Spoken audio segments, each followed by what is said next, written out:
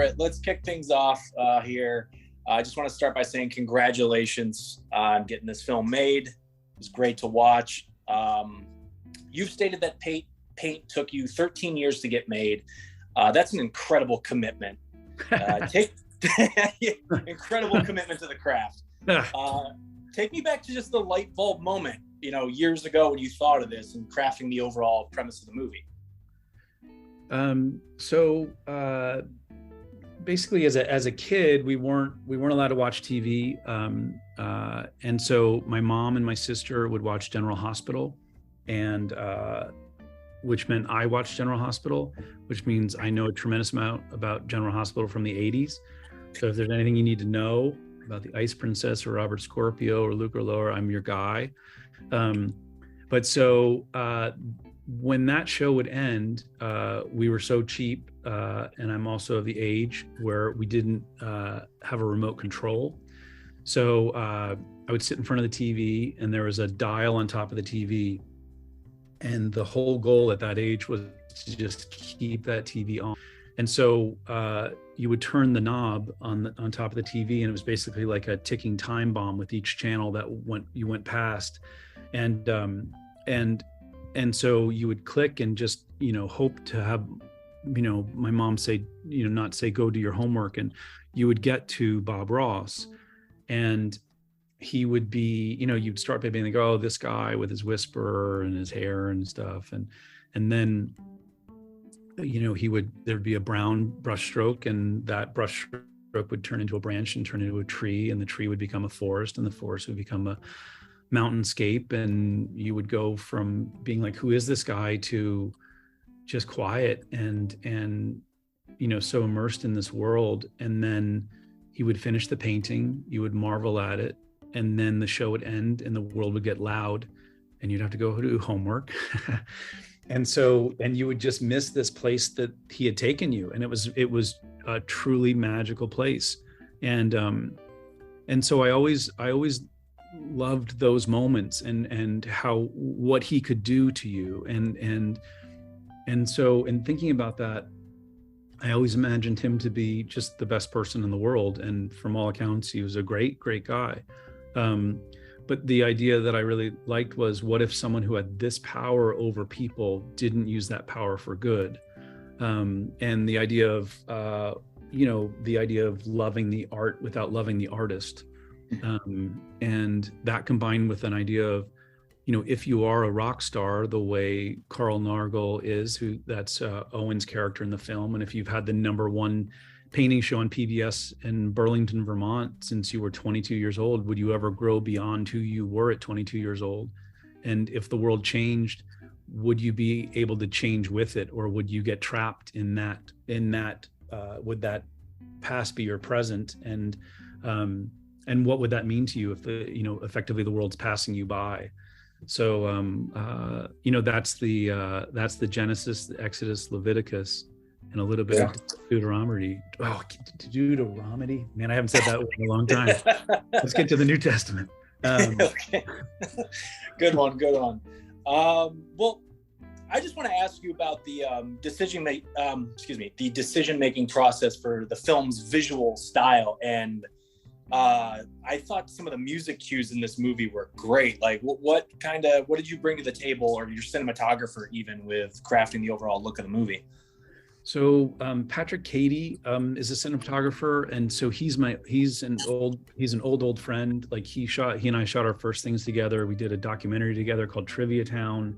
So he's off being a fancy director for J.J. Abrams right now. But I tricked him into working on this. So it's just an absolute gift to have him involved. And so we shot the film in 20 days, and which is really, really tight. And we shot it during COVID, which is, just a real money suck, and just makes things harder. So what we really tried to do was, the Carl Nargol character is really trapped in the past. And so along with Todd Jeffrey, the production designer, and Ali Pierce, who did costume design, we really tried to keep him in the past. There's never been a reason for him to change. So everything around him hasn't changed. His van, his CB, his pants, his whole look. So we really tried to have a timelessness to the film that sort of resonates from him not needing to change. Vermont's also a state that doesn't really change that much. So setting at Vermont also sort of was part of that world.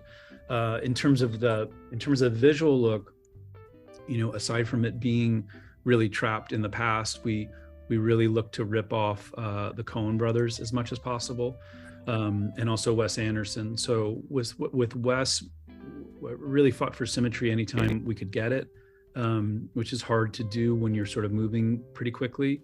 I think at our best, we're at Wes Anderson's lower grade shots. But and then I mean, look, every shot that Wes shoots is just, I mean, I gasp when I watch his movies. They're so beautiful. And then the other thing we really try to do is, in terms of the Coen brothers, we needed to shoot really pretty quickly, and a way we did that was we had clean singles, which means that we would just see one person in a shot at a time, and that means that it's easier to cut around other action. So, and we filmed it for the most part with a 27 millimeter and a 32 millimeter lens, but at 27 for the most part, which you can really feel people's hands and stuff. So it's a little bit more comedic. And the Coen brothers do a lot of that. So we really stuck to one lens, the 27, which we called the Nargle, while shooting. So, we try to rip off the best, and that was, and keep Carl in sort of in a timeless place. Okay. I do want to ask you, in terms of production design or props, even the van, like, was this molded by like the production team, or did you find this somewhere in prep and just picked it up and put it in the movie? I was just so intrigued by how cool that van was. Yeah, Vantastic. No, Vantastic, which I own now. It's sitting in a barn in Rutland, Vermont. It is registered and properly plated and everything else. So no, the van, we really searched for that van, and we only got it to set about 2 days before. So there's a wrap. So Todd Jeffrey, the production designer, we had an artist do the whole painting for the the mountainscape on it of Mount Mansfield, and so that came together. It came together really last minute. We got, like, it was amazing how it was in New York. We were shooting in upstate New York, hours away, and it was like the day before, and it was still getting wrapped in like downtown, like Brooklyn. So that was amazing how it came together. And then the whole inside, there's a sofa bed, a custom sofa bed, and so that was built. Parts of it were built and to fit in there. And so it's Todd Jeffrey is just a genius designer. So that was just incredible work on his part. Okay. I have to ask about Owen Wilson. What made you think he was right for the fit in the lead role? Man, what would be wrong about him in this role? I mean, I agree. I mean, he's just such a gift. It's like, in terms of, he's someone who's been, a star for such a long period of time. So in a lot of ways, his understanding of the character really mirrors a lot of what Carl Nargle has been through, where he's seen people be stars at early ages and seen them maybe not evolve. So the script, I think, really spoke to him that way. His dad ran a PBS station in Dallas, Texas. His mom is an artist. He's an art collector. He's a really funny guy who's a great actor, who is also an Oscar-nominated writer. So, that's a sextuple threat, I think, is how deep we're going. So, it really, I think the script really resonated for him in a lot of ways, and the world did. And he and I are the same age. So we have a shorthand in terms of sense of humor and understanding and our perspective on the world. So, for him, for all of those things lined up for him to do it, and then for him to actually step out. Talking about, the cinematographer, Patrick, Katie, and I, when Owen, who I'd spent, months talking to about it and stuff and spending time with, but when he stepped in front of that lens, as Carl Nargle, it was one of those, we said holy cow to each other, and then just sort of realized it was going to work, which was a remarkable moment. So, having Owen on board for this has just been amazing every step of the way, because he's also a really good guy. So that's super helpful in this type of movie. I can't talk about the cast without talking about the great ensemble you got for all the women in the film. Talk about putting that team together of characters as well. Well, so I mean, Michaela Watkins, you know, we're just so lucky to get. She comedically has, you know, has such good chops, and she's also a writer and really smart. And she's from, you know, from the East Coast, and wanted to play the movie small and really grounded, which I think makes it that much funnier, everything she goes through. So she was an absolute get. And then Wendy McLendon-Covey is, you know, a comedic icon. So that she would, you know, take time off from being the star of gigantic shows and doing other stuff to do our film, and to kill every scene, you know, and it's really fun. She's the one who really gets Michaela to break in places. So she sort of got Michaela's number, which is really fun. But, you know, just an absolute gift comedically. Ciara Renée is a Broadway star who I didn't know before, but she's, you know, between Wicked and Waitress and Frozen and stuff, she's, you know, she's headlined huge Broadway productions, and she's just an absolute monster when it comes to as a performer. And even just something as simple as, like, we messed up one day and didn't give her an entire page of dialogue. It was separate dialogue, and she memorized an entire page of dialogue in about 5 minutes. Like, that could have shut down the whole day of shooting, basically. And she was like, okay. And it was one of the most remarkable things I've ever seen, just from a pure brain power perspective. So she is, I mean, she's so incredibly skilled. Lucius Strauss has been on, like, Adam Sandler movies, and she's sort of this chameleon who, when you realize all the things she's been in, she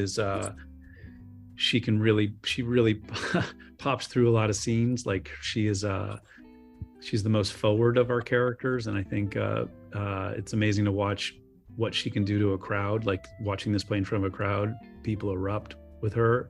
And then Lucy Freyer, who's straight out of Juilliard, and this is her first big project, and she's going to be an absolute star. She is just so good, and she is, you know, I think she's about 2 weeks away from never talking to me again, because she's going to be such a gigantic star.